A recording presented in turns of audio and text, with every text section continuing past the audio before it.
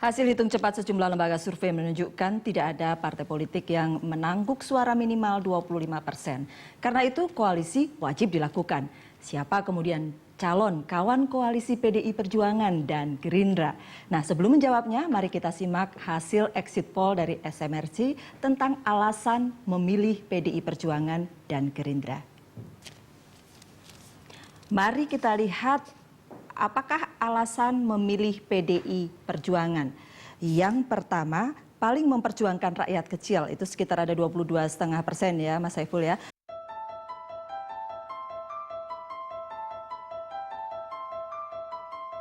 Kemudian apa alasan memilih Gerindra? Yang bisa dijaring adalah yang pertama, program yang dijalankan atau dijanjikan paling meyakinkan, itu ada hampir 20%.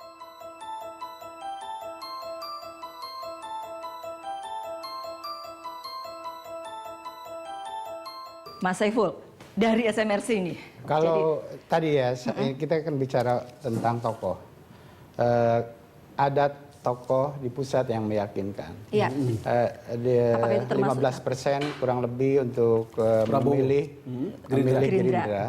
Sementara pada PDI Perjuangan sekitar 10. Jadi ada selisih di situ. Cuma harus dicatat di sini, ini alasan teknis saja. Bahwa itu kalau seperti itu gapnya, itu sampelnya juga kecil. Nah, oleh karena itu saya membaca itu kurang lebih sama. Itu ya, tidak ada perbedaan yang terlalu signifikan secara statistik antara alasan memilih karena ada tokoh di pusat yang meyakinkan. Itu tidak diartikan misalnya Prabowo dan Ibu Mega ataukah Prabowo dengan Jokowi? Umum saja. Bang Don. Yang menarik menurut saya tidak merasa apakah PDIP akan menarik koalisi siapa gitu dalam koalisi atau Gerindra menarik siapa masuk koalisi. Kata Mas Saiful tadi menyemut. Yang paling enak itu adalah bagaimana partai-partai ini memilih kedua partai untuk jadi lokomotif koalisi mereka gitu.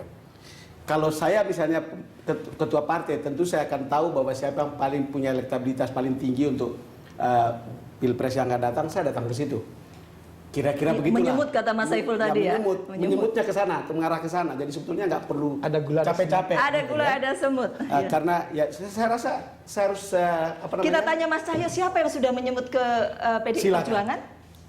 Ya, saya kira yang pertama partai kami setelah mencermati ya istilah koalisi setgap ini yang ternyata proses pengambilan keputusan politik pembangunan di tingkat pusat dan DPR juga tidak efektif, yang kasihan masyarakat dan bangsa ini. Jadinya yang mau dibangun nanti? Kami tidak ingin kejebak pada masalah koalisi. Di dalam kita ingin penguatan sistem pemerintahan presidensial. Caranya bagaimana? Ya, membangun kerjasama kepada partai politik yang kita seideologi, seasas, punya komitmen yang sama, yang pro rakyat, punya kepentingan yang sama, membangun bangsa, mari kita sama-sama. Tapi kemudian apa yang ditawarkan ya? Saya tidak... Ya itu yang kita tawarkan. Kami nggak mau dagang sapi, ketemu 2-3 partai, saya minta sekian menteri, oh ya nggak usah. Karena sudah belajar kita 5 tahun terakhirnya. Iya, kami nggak mau kejebak di situ. Saya melihat Mas Cahyo, maaf. Semua partai kalau diajak dalam platform itu pasti setuju semua. Kalau iya kan? Jadi kalau ditanya siapa, semua partai sama. Bahkan Gerindra pun setuju, Mas Cahyo. Ahmad Muzani akan bilang kita pro rakyat setuju, oke kan? Gitu. Pemerintahan bersih setuju, sama pasti ya. Nah, oleh karena itu harus ada diferensiasinya.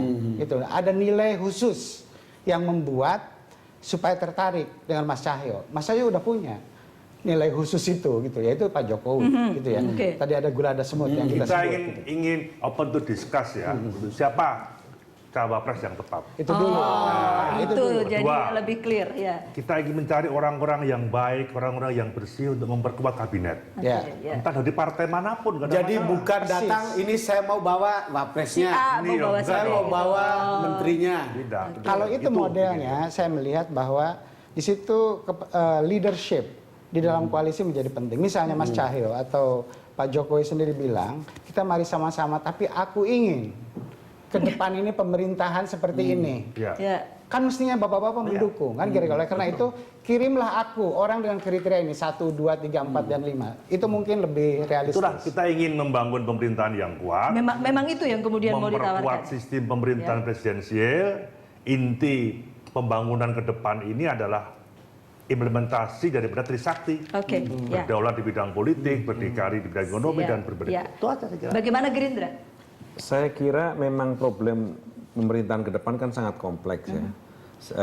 Dari mulai defisit anggaran yang besar, pertumbuhan yang terkoreksi dengan inflasi dan seterusnya lah. Karena Tapi itu Mas Ahmad, lepas dari semua itu, realistis saja bahwa sekarang Gerindra harus cari teman koalisi. Oh iya, saya kira itu pasti, sehingga maksud saya dengan persoalan yang kompleks itu, koalisi itu harus menjadi solusi atas problem itu semua. Seperti apa? Ya, artinya saya kira sama bagaimana membangun misalnya pemerintah yang bersih, pemerintah yang efektif ke 5 tahun ke depan, karena yang mau kita bangun adalah pemerintahan 5 tahun ke depan. Bagaimana 5 tahun ke depan itu menyelesaikan problem bangsa keseluruhan, dan itu harus menjadi platform bersama bagi partai-partai koalisi. Kalau kita harus menyebut kata koalisi ya, gitu loh. Iya, sudah beginilah. Ada yang sudah diajak berkomunikasi begitu. Ya, kita setelah selesai pemilu ini P3 bagaimana yang kemarin itu? setelah pemilu itu. Sebelum Pileg loh, sebelum Pileg saya kira semua partai sudah berkomunikasi. Ada yang di muka, ada yang di bawah muka, kan begitu kan? Oke. Jadi kebetulan P3 itu di muka, nampak. Ada yang tambah, ada yang tidak. Iya, gitu cabai kan? itu. Tapi saya kira yang terjadi semua partai masih persepahaman, belum permufakatan, belum keputusan, apalagi tindakan. Ops, PDI Perjuangan juga belum sampai Sama ke kita dengan semua tindakan. partai politik sudah begitu selesai Pileg kan wajar kita mengerucut. Karena apa? Memilih calon wakil presiden misalnya, kami nggak mau asal comot kok. Ini harus betul-betul seorang wakil presiden calon yang 5 tahun minimal. Oke. Jangan setahun didiamkan, setahun nggak cocok, kan nggak baik. Ini juga ada yang di permukaan, ada yang di bawah Oh, permukaan. Nasdem kemarin yang di permukaan itu artinya. Nasdem sudah cukup lama kita. Kalau Nasdem dong saya bisa paham, karena hubungan pribadi antara Bang Surya sama Mega itu Cukup dekat, sudah kan? sangat lama. Dan tahun 80-an ketika ada perseteruan antara Ibu Mega dengan Istana pada waktu Pak Harto, yang mempertemukan Ibu Mega dengan Tutut itu Bang Surya ini. Jadi saya tidak heran ketika Mas Dayo duduk pertama kali di situ kemarin itu saya lihat di TV. Oh begini, dan saya juga tidak heran. Gitu. Iya, karena kalau kita lihat perolehan Nasdem itu kalau ikut quick count itu 6,66 ya, hampir 7%. Memang cukup bagus.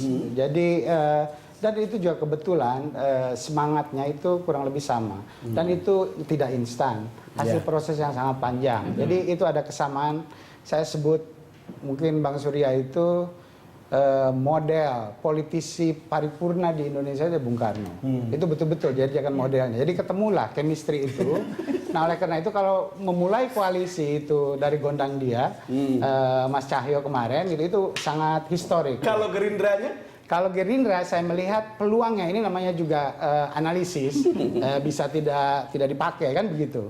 Pertama adalah kita melihat Pak Prabowo dengan partai pertama komunikasi juga dasarnya. Jadi dengan Pak Hatta udah ada komunikasi, kita udah tahu semua gitu ya. Terus Pak Hatta juga mungkin karirnya udah di puncak, dia harus jadi wapres minimal kan kayak begitu. Jadi di situ. Nah di antara partai tengah ini setelah PKB bergabung dengan Mas Cahyo kalau itu terjadi, yang kedua adalah PAN yang cukup besar. Gerindra Nah, karena itu Gerindra ini gerakan Masih kita kurang. sebut masih kurang. Jadi baru dua kan? Kita mulainya dari situ. Jadi gerakan PAN ini Partai Amanat Nasional jadi Gerakan Amanat Indonesia. Nah, itu satu satu koalisi. Kita tunggu. Nah, setelah itu karena ini yang dua yang besar makanya tercermin dalam nama itu mengajak PKS dan mengajak P3. Jadilah itu Pak Prabowo panjang sebagai ini. Ada PAN, PKS, P3 banyak sekali. Ya saya kira sekali lagi sekarang ini posisinya masih 0-0 ya.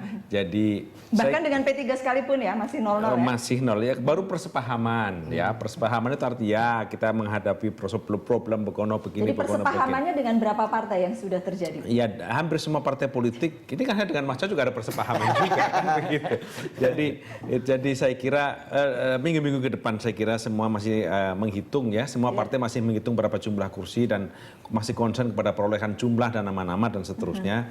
Tapi komunikasi itu harus dibangun dari sekarang karena Karena kalau nggak salah tanggal 8 sampai 12 itu pendaftaran calon presiden dan wakil presiden. Tapi bagaimanapun kita bicara koalisi, sesudah itu kan kalau kemudian sudah ada koalisi, sesudah itu bagaimana mencalonkan dan strateginya untuk mencalonkan. Kita akan kembali sesaat lagi.